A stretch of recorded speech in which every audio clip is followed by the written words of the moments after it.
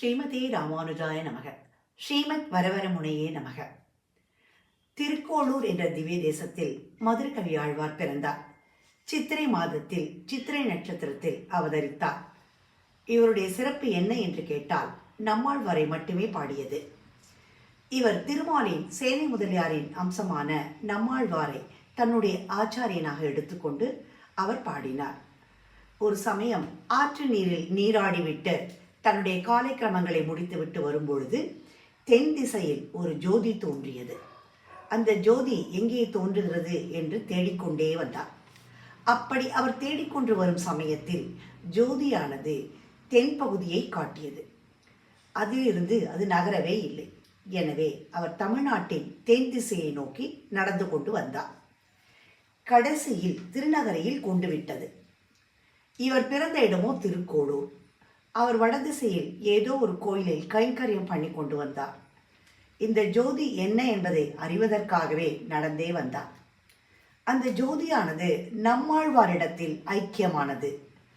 அங்கே பார்த்தால் உட்கார்ந்த இடத்தில் கண் மூடிக்கொண்டு மௌனியாய் சிறு குழந்தை இருப்பதை பார்த்து, இது பேசுமா, இல்லை இது பிண்டமாக இருக்கிறதா, கை கால்கள் குறைபாடுடன் காணப்படுகிறதே, இது என்ன, ஒன்றும் தெரியவில்லையே என்று நினைத்து ஒரு சிறு கல்லை எடுத்து அவர் முன்னே அப்படி போட்டார். அவர் அசைகிறாரா என்று பார்த்தார். அவர் அசைந்தார். அதை பார்த்தவுடன் மதுரகவி ஆழ்வார், சிற்றத்தின் வயிற்றில் சிறியது பிறந்தால் எத்தை தின்று எங்கே கிடக்கும் என்று ஒரு கேள்வியை கேட்டார். அவர் அத்தை தின்று அங்கே கிடக்கும் என்றார். இந்த பூமியிலே ஒரு உயிர் பிறந்தது என்றால் அந்த உயிர் எப்படி இருக்கும், எங்கே இருக்கும் என்ற கேள்வி.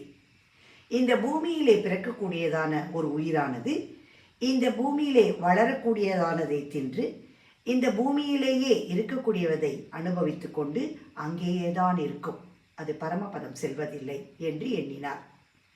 இவ்வளவு ஞானியாக இருக்கக்கூடிய சிறு குழந்தை யாராக இருக்கக்கூடும் என்று அவருக்கு அன்று முதல் உதவி புரிந்து கொண்டு இருந்தார்.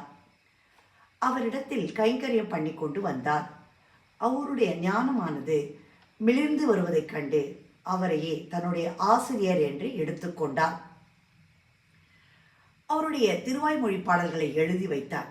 இது எப்படி நமக்கு தெரியும் என்றால், பாவின் இன்னிசை பாடி திரிந்தேனே என்றும் என்னை திருவாய்மொழி எழுத இவரே பணித்தார் என்பதிலும் அறியலாம். நிறைய வேதத்தை படித்து கொண்டு நல்ல ஞானத்தோடு நிறைய பேர் இருக்க, என்னை கூப்பிட்டு தன்னருகிலே இருத்தி கொண்டு என்னை அவருடைய திருவாய்மொழி என்கிற அழகான திவ்யமான பாசுரங்களை என் கைப்பட எழுத அவரே பணித்தார். அன்னையாய் அத்தனாய் என்னை ஆண்டிடும் தன்மையனாய் என்று எனக்கு எல்லாமாக நம்மாழ்வார் இருக்கிறார் என்று தேவும் மற்றறியேன், அந்த நம்பியும் எனக்கு வேண்டாம், எனக்கு வேண்டியது என் ஆசான் மட்டும் என்றார். ஒரு ஸ்ரீ வைஷ்ணவனானவன் ஒரு நல்ல ஆசிரியர்கள் கிடைத்தால் அந்த ஆசிரியரிடத்தை எவ்வாறு பணிவுடனும் பக்தியுடனும் இருக்க வேண்டும் என்பதை நடத்தி காட்டினார். அவர் எழுதிய பாசுரம் 10 கண்ணினும் சிறுத்தாம்பு என்ற பாசுரம். அவர் ஆழ்வாரை மட்டுமே பாடியிருக்கிறார். அந்த பாடலிலும் ஆழ்வாரை பற்றியேதான் பாடியிருக்கிறார். மதுரகவி ஆழ்வார் திருவடிகளே சரணம். ஆழ்வார் எம்பெருமானார் ஜெய திருவடிகளே சரணம்.